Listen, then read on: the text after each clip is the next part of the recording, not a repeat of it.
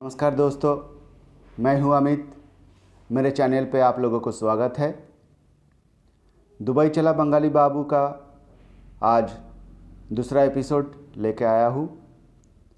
कहानी अंत तक सुनिएगा, क्योंकि अंत में मैं दुबई के बारे में कुछ इंटरेस्टिंग बात बताऊंगा। कहानी अच्छा लगे तो सब्सक्राइब करना, शेयर करना और लाइक ज़रूर दे देना। दोस्तों, दुबई में जिस कंपनी में मेरे को नौकरी मिला था, वो कंपनी मेरे को एकोमोडेशन और मेडिकल फैसिलिटी दिया था। बाकी खाना पीना अपना है।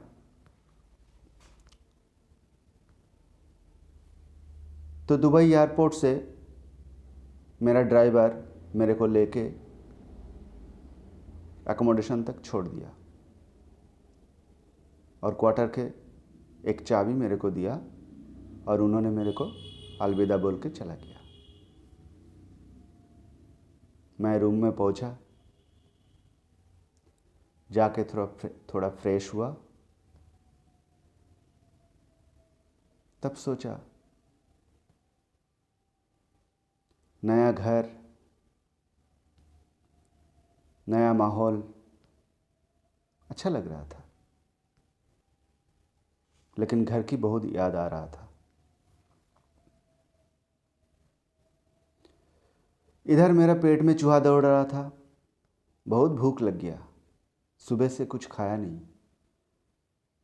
बहुत भाग दौड़, बहुत परेशानी हुआ है।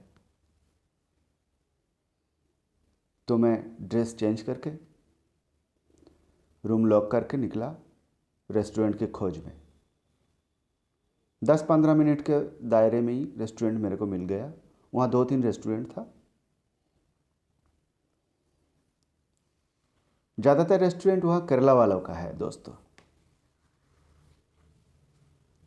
तो मैं एक रेस्टोरेंट में गया, खाना वाना खाया।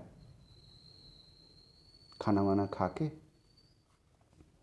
बाजू में एक शॉप था, शॉप में गया, कुछ ज़रूरी सामान लिया और निकलने ही वाला था। तब याद आया, घर में तो फ़ोन करना चाहिए एक बार।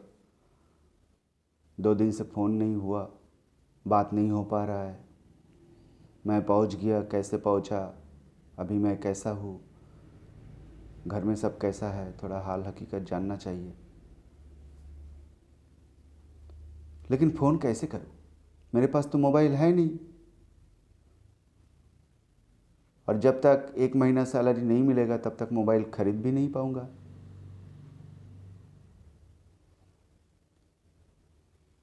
तो मैं शॉप में गया और पूछा, भाई साहब यहाँ फ़ोन कैसे करता है?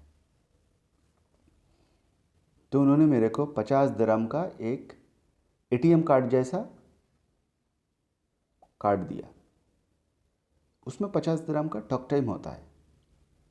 दोस्तों, मैं 2005 की बात कर रहा हूँ, उस टाइम की बात है। और फ़ोन हर जगह जगह पे बूथ लगा रहता है। वहाँ जाके आप कार्ड मशीन में दीजिए, नंबर दबाइए, बात कीजिए। बात जब ख़त्म हो जाएगा आपको बता देगा बैलेंस कितना है, फिर कार्ड आप निकाल लीजिएगा। ऐसे बात होता है। एटीएम मशीन जैसा है, कार्ड डालो, बटन दबाओ, पैसा निकालो, सेम ऐसा ही है। तो मैं कार्ड लिया 50 दिरहम का एक ठो, और एक पानी का बोतल लिया। दोस्तों, यहाँ एक बात बताता हूँ आप लोगों को। पानी का 1 लीटर पानी मेरे से लिया 3 दिरहम। दोस्तों, दिरहम वहाँ करेंसी जो है वो दिरहम बोलता है उसको। हमारे जैसे रुपी है, वहाँ दिरहम है। 1 दिरहम मतलब 12 रुपया। तो 1 लीटर पानी लिया मैं, 3 दिरहम लिया मेरे को। और एक बात देखिए दोस्तों, वहाँ जो पेट्रोल है वो 1 दिरहम लीटर। तो 1 दिरहम में 1 लीटर पेट्रोल मिलता है और 3 दिरहम में 1 लीटर पानी मिलता है।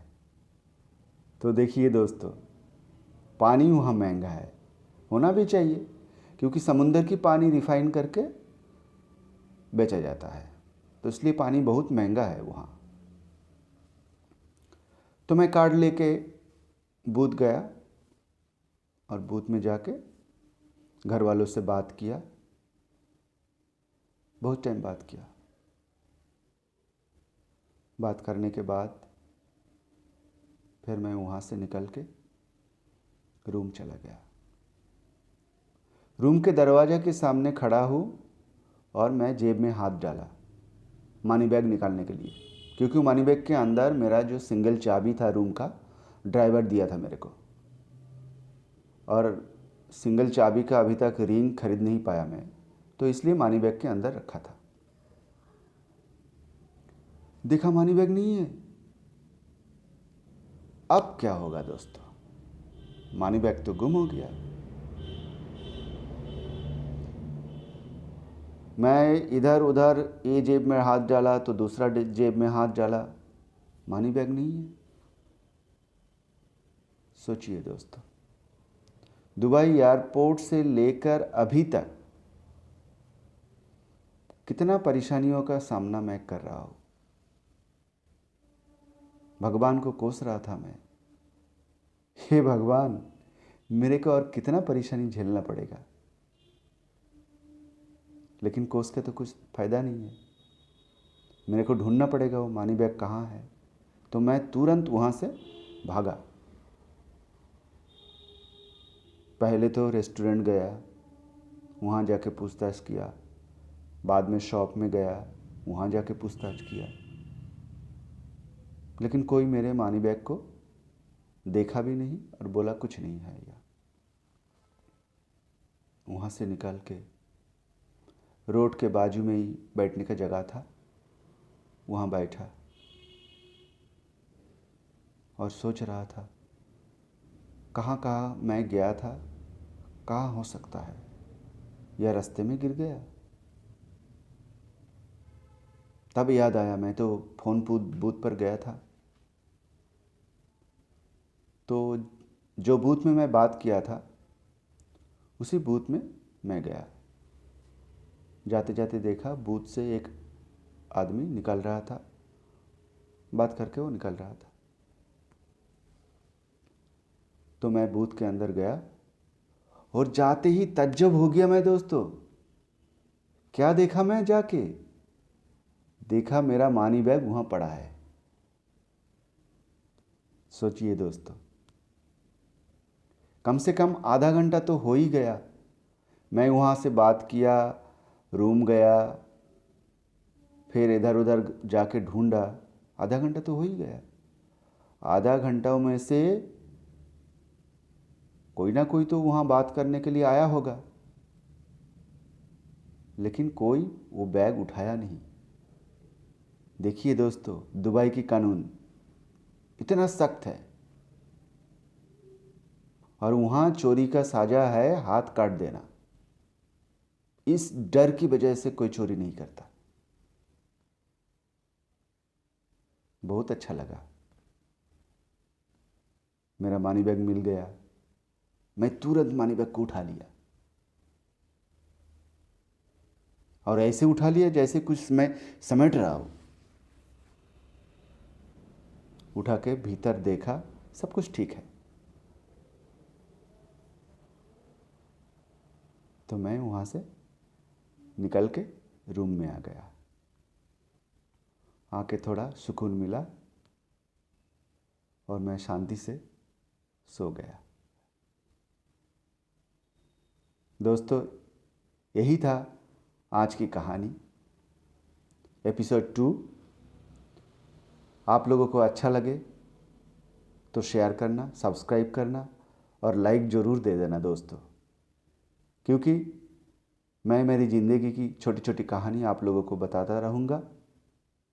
आप लोग अगर लाइक करिएगा तो मेरा और भी इच्छा जगेगा बोलने का, और भी बहुत सारे रोमांचकर कहानी हैं, धीरे धीरे आप लोगों को बताता रहूँगा।